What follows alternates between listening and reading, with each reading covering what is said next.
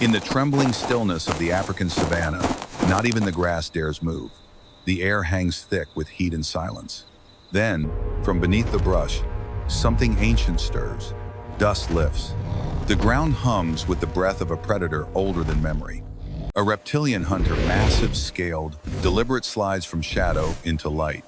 Its eyes burn low, scanning the horizon not with urgency, but with ancestral patience. Across the golden plain, a rare white porcupine snuffles through dry soil, foraging, unaware that it has already been chosen. Its white coat glints like bone in the sun, a beacon to something that has known hunger longer than fear. The beast pauses, motionless, tasting the wind through a flick of its tongue, calculating distance, reading scent. Every inch of its body coils with intent. The porcupine lifts its head for a moment, sensing something, not sound, not sight, but a shift in the weight of the air. It freezes, and so does time. Two spirits aligned by fate, one born to pursue, the other born to endure. No growl, no scream, only a pause, drawn thin as a blade, before nature rewrites its laws. The dragon does not rush. It watches. A living monument of muscle and dust, it remains crouched in silence, eyes locked on the pale figure wandering just yards away. Its breathing is shallow, silent. Every breath is a calculation, every heartbeat a measure of patience. This is not hunger alone, it is ritual. The predator has waited through storms, droughts, and endless moons for moments just like this. The white porcupine, unaware, continues its path toward a termite mound, sniffing and pawing delicately at the dry earth. A breeze brushes past, carrying with it the faint trace of something foreign, reptilian. Old, wrong. The porcupine stiffens. Instinct shivers through its small body. It doesn't know what watches, only that something does. The sun shifts slightly. A cloud shadows the land. The dragon lowers its body an inch further, ready. The land holds its breath. In this game of survival, awareness is the only defense. But awareness has come seconds too late. From high above, a hawk circles silently, witnessing the story below unfold. A story older than the bones buried beneath the plain of hunter and hunted. Of breath and silence, of what comes before the strike. Without warning, the silence ruptures. The dragon launches forward like a spear forged from the earth itself. Dust erupts beneath its claws, a cloud of violence swallowing the golden grass. The white porcupine freezes for a heartbeat, then bolts not with elegance, but with desperation honed by generations. The predator barrels forward, mouth agape, tail thrashing. Its claws tear the savanna open. The porcupine weaves, darts, kicks up gravel. Time fractures. The predator closes in 5 paces. 3, 1. Jaws snap shut, not on flesh, but on air. A flicker of white rolls beneath a bush, disappearing like smoke. A single quill arcs through the air, landing in the dragon's snout with a sickening thud. A hiss breaks the sky. The beast reels. The strike has missed, but the pain has not. Fury explodes where hunger once ruled. The porcupine, panting, eyes wide, presses itself flat beneath thorn and stone. It knows this isn't over. Behind it, the dragon lifts its head, now marked, wounded, and shamed. Its breath comes ragged, a mixture of rage and disbelief. For the first time in years, it bleeds not from body, but from pride. The hunt is no longer simple. The dragon steadies itself, nostrils flaring as the embedded quill trembles with each furious breath. Pain radiates through its skull, a sharp reminder that its prey is no ordinary scrap of life. The white porcupine crouches beneath an acacia branch, quills half raised, its tiny body pulsing with the instinctive rhythm of survival. For a moment, predator and prey are locked in a still tableau. Both reconsidering the rules of a battle neither wanted, but both must finish. The dragon shakes its head violently, dust spraying from its scales like sparks from a grinder. The quill refuses to fall. It clings, a white spear of defiance, broadcasting humiliation across the savanna. The beast's eyes narrow, shifting from hunger to vengeance. The porcupine rises slowly, adjusting its stance, understanding that running again may no longer be enough. A gust of wind sweeps across the grass, rustling the trees as if the land itself warns of the storm gathering between them. The dragon lowers its body, muscles tightening, not with the swift confidence of a hunter, but with the raw desperation of wounded pride. Across the dry earth, the white defender braces, every quill gleaming like a row of tiny drawn blades. The second round is moments away. The dragon lunges, a blur of muscle and fury hurtling through the sunlit dust. But this time, the porcupine is no longer the startled target. It's a fortress in motion. With a twist of its body, the small warrior rolls sideways, presenting its quills like a storm of spears. The two collide in a whirl of grit and instinct. The dragon recoils mid-air, jaws snapping shut just inches from the porcupine's back, only to be met by a face full of stabbing spines. A muffled snarl rips through its clenched teeth as it crashes onto its side, claws tearing into the earth. The porcupine recovers, shaking off sand, then circles wide, not fleeing, but positioning. Each movement is deliberate, born of instinct sharpened over generations. Above them, vultures have begun to spiral, sensing disruption in the natural order. The predator, now breathing heavily, flicks its tail and lashes out again. The porcupine ducks and spins, another swipe missing by inches. But this isn't luck anymore, it's will. Each second the white warrior survives, it rewrites what the savannah thought. It knew that size defines power. That force decides fate. Today, something else pulses beneath the dust. Defiance. The dragon snarls through clenched jaws, now pierced with several embedded quills. Its tongue flickers in distress, the inside of its mouth pricked and throbbing. Every attempt to bite down becomes agony. Yet rage keeps it charging, lungs heaving, claws slicing across dry earth. But the white porcupine has begun to change the rhythm, no longer simply reacting, it begins to lead. It darts toward a narrow patch of thorn brush, where large bodies struggle to pass. The dragon follows blindly, driven by frustration more than strategy. As it crashes through the scrub, another volley of quills grazes its underbelly. The beast roars, not in triumph, but in torment. Dust cloaks the scene in a fog of war. The porcupine emerges from the haze like a phantom, unscathed, its white quills glowing under the harsh light. Around them, the savannah has gone eerily, still even the wind seems to hold its breath. The predator stops short, tongue lolling, sides heaving, momentarily unsure. Its wounds do not bleed, but they speak of hesitation, of disadvantage. For the first time in its life, it is being outmaneuvered not by speed, but by wit and form. The smaller creature is shaping the battlefield now. The dragon circles warily, dragging one foot heavier than the other, flanks marked by invisible fire where quills burrow deep beneath the skin. Its breaths grow labored, laced with growls that sound more like protest than threat. Across the clearing, the porcupine stands tall, not taller in size, but in posture, in presence. It no longer flees. It waits. It dares. Each bristle of its quills hums with tension, a living minefield wrapped in courage. The predator, so long accustomed to prey that runs, hesitates. In its memory, no creature this small has ever fought back so viciously, so deliberately. Dust swirls between them, tracing circles like the rings of a forgotten duel. The dragon lowers its head, shoulders coiled to pounce, but something falters. Its body, though capable, now doubts. The porcupine, small heart thundering, inches forward with a slow, deliberate step, then another. The roles have shifted, the prey is pressing. The hunter recoils slightly, confused. In the dance of predator and prey, there's an unspoken rhythm, and the porcupine has broken it. In this standoff of instinct and injury, the wild watches silently. Balance is tilting, and for the first time, the dragon looks cornered. The porcupine does the unthinkable. It turns its back to the dragon, not to escape, but to challenge.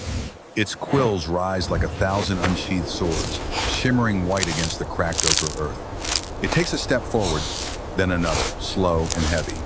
Each movement is a message. I do not fear you. Behind it, the dragon twitches, caught between instinct and disbelief. Its pride, torn and raw, refuses surrender. With a hiss that splits the air, it surges forward once more, not with the elegance of a hunter, but with the desperation of a wounded monarch refusing to abdicate. Dust explodes beneath its feet. The porcupine doesn't flinch. It simply braces, legs firm, eyes closed. The moment stretches impossibly thin, and then contact. The dragon's jaws clamp down, but not on flesh. A dozen quills drive deep into its open mouth and throat. The scream that follows is primal, cut short by the choking confusion of pain. The dragon veers sideways, crashing into a dry thicket, its body convulsing with shock. The porcupine stands motionless, still facing away, as if its defiance alone turned the tide. Across the savanna, silence returns, not as peace but as judgment. The dragon writhes in the dirt, its body coiled with pain it cannot comprehend.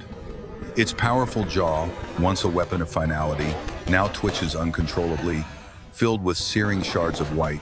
Blood does not spill, but agony drips from its every motion. The porcupine turns slowly, quills rattling like dry rain on bone. It steps forward not to escape, but to end what began. With calculated precision, the white warrior charges. Not fast, but focused. It slides beneath the beast's sagging neck, and with one final roll, drives a fan of fresh quills into the exposed throat. The dragon jolts, back arching, tail lashing violently. Its roar shatters the silence raw, echoing, final. The ground trembles beneath its weight as it collapses, sides heaving, claws digging trenches into the earth as though trying to hold on. But its body betrays it. The quills remain silent, unmoving, and the fire behind its eyes dims. Dust rises slowly, drifting over its still frame like a funeral shroud. The porcupine stares at the fallen titan, breathing hard, eyes wide and steady. It does not celebrate. It does not run. It simply stands, trembling victorious not in power, but in resolve. The savanna falls into a hush so complete, it feels like the land itself is holding its breath. The dragon lies motionless, its massive form half-shrouded in dust, the gleam in its eyes extinguished. Around it, the air settles. The white porcupine stands just feet away, its quills slowly lowering, body shivering from the aftershock of survival. No trumpets sound, no creature cheers, but something profound echoes in the quiet, a shift. The laws of nature carved in claw and tooth have been challenged by something smaller, but no less mighty. Overhead, the vultures scatter not from fear but respect. The tiny defender turns, beginning a slow walk away from the battlefield. Each step it takes leaves a faint impression in the soft dirt, not of retreat, but of triumph. The sun, now climbing high, casts long shadows behind both victor and vanquished. And in that light, the world reorders itself. For today, the hunter has fallen, not by a stronger force, but by a will that would not break. The dragon is gone, but the lesson lingers. Strength wears many shapes, and sometimes the smallest carry the sharpest truths. As dawn spills gold across the savanna, life resumes with practiced indifference. A herd of impalas grazes nearby, the memory of last night's clash already fading beneath their instinct to survive. The wind moves gently now, brushing against thorn trees and tall grass, as if trying to erase the marks of violence. Yet the trail remains broken brush, gouged earth, and a faint path of small footprints leading away from the scene. The white porcupine, though limping, moves steadily along a dry creek bed, vanishing into the folds of the land. It leaves behind not just a fallen predator, but a legend written in quills and silence. Nature does not pause to honor its survivors, but in the patterns of the dust, in the still warm ground where the dragon fell, the story lingers. Overhead, the sky burns bright, uncaring yet eternal. Somewhere beyond the hills, new danger stirs. But for now, for this fleeting breath in time, peace rests upon the land. The porcupine disappears beneath a rocky outcrop, swallowed by shadow. Its journey continues, unseen but undeniable. What remains behind is not just proof of endurance, but a quiet reminder that courage, once awakened, carves its place in the earth. Far from the battlefield, where dust still clings to the morning light, another drama begins. Beneath a fractured stone ledge, a pale shape coils with eerie grace, the white cobra, a ghost in scale and silence. It slips through the undergrowth, its movements fluid and untraceable. Death in motion. Its tongue flickers, reading the air with clinical precision. Not far off, a red fox emerges from the scrub, lean and alert, its russet coat catching the first light of day. Guided by instinct and hunger, it trots softly across the plain, ears pricked, nose twitching, unaware of the predator weaving through the brush just out of sight. Two hunters, two shadows. One seeking life, the other prepared to take it. The fox pauses near a dry ravine, scanning the distance for movement. Nothing stirs. But behind it, the cobra closes in. No sound betrays its approach, only the faintest whisper of grass parting. In the vast savanna, thousands of such stories unfold, unseen, unremembered. But this one tightens with each passing second. One heartbeat too slow, and the rhythm will end. The fox turns its head. Instinct tingles down its spine. The wild leans in, waiting. In a flash of motion, the cobra strikes a perfect arc of muscle and venom. But the red fox is faster than fate had planned. It twists mid-step, just beyond the serpent's reach, landing with claws skidding across gravel. The cobra recoils, mouth open in a hiss, fangs glinting like twin daggers. The fox lunges, jaws snapping not in panic, but precision. The two collide, a blur of rust and white, instinct against calculation. The cobra coils tighter, trying to constrict, to regain control. But the fox's agility is relentless. Each movement honed by countless hunts of its own. Dust churns beneath them as the battle turns savage yet silent. There is no roar, no scream, only the scrape of claws and the rhythmic thud of feet against earth. The cobra rears again, fangs poised for the final blow. But this time the fox doesn't retreat. It leaps into the strike, teeth sinking into scaled flesh, forcing the serpent back. The cobra uncoils rapidly, thrashing, stunned. The fox lands firm, its breath ragged, eyes locked on the phantom slipping into retreat. The threat passes for now. On this day, speed has outpaced poison. But in the wild, victories are rarely final. The sun blazes higher, casting long shadows that tremble across the plain. From beyond the thorny ridges, a heavy presence approaches the lion. His mane ripples with pride, his stride slow but certain. He is not hunting, he is reminding. This is his land. But in the distance, a figure unlike the rest waits a tiger, far from its jungle home, a phantom of strength and solitude. It does not cower, it watches. The lion stops. For a long moment, the savanna holds its breath. Two kings, born of different realms, stand on the same soil. A low growl rumbles from the lion's chest, met by the stillness of the tiger's gaze. Tension thickens. Without a signal, the lion charges, a golden blur of dust and force. The tiger sidesteps, swift as lightning, claws flashing in defense. They collide power against precision, pride against resolve. The earth trembles beneath them. In this raw duel, dominance is not just survival, it's legacy.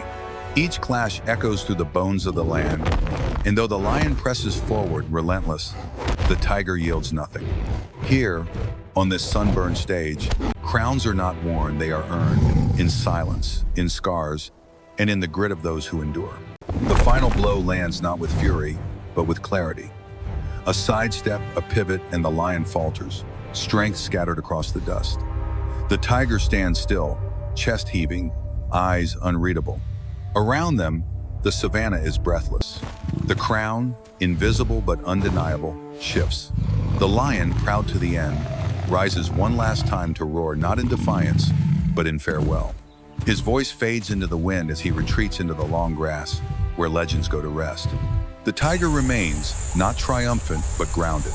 There is no victory song in the wild, only silence.